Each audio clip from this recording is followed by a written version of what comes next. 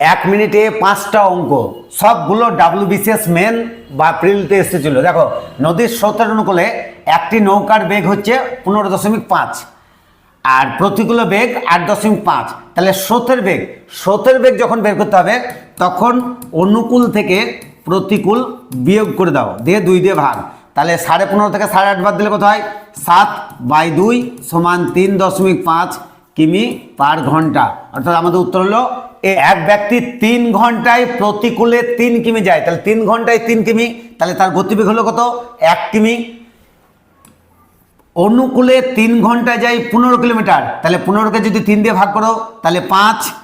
এবার স্রোতের বেগ যখন বলবে তখন বিয়োগ করবা, দিয়ে 2 দিয়ে ভাগ, তাহলে হলো 5 - 1 4/2 সমান 2। তাহলে আমাদের অপশন হলো এ। 2016-তে এসেছিল এক ব্যক্তি নৌকাতে স্রোতের প্রতিকূলে 2 কিমি যায় 20 মিনিটে। ভালো করে দেখো, 2 কিমি যায় 20 মিনিটে, তাহলে 3 × 20 কত? 60। তাহলে 60 মিনিটে যায় কত? 6 কিলোমিটার। ফিরে আসে 15 মিনিটে, তাহলে 15 মিনিট কত? 15কে 4 দিয়ে গুণ করলে 4 × 15 কত? 60। তাহলে 4 দুগুণে 8।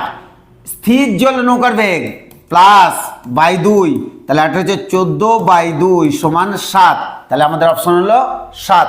স্থির জলে নৌকার বেগ 8, স্রোতের অনুকূলে 20 কিমি গেল। আমরা ধরলাম স্রোতের বেগ x, তাহলে 20 কিমি যেতে সময় লাগবে। সময় সমান হচ্ছে দূরত্ব বাই গতিবেগ। ফিরে আসছে 12 কিমি, তাহলে 12/8 - x। 3 × 4 = 12, 4 × 5 = 20, কাটাকাটি করো। 3 × 8 = 24 + 3x সমান 5 × 8 = 40 - 5x। 5 আর 3 = 8x সমান 40 - 24, তাহলে 8x সমান হচ্ছে 16। তাহলে x সমান হচ্ছে 16/8 সমান হচ্ছে 2।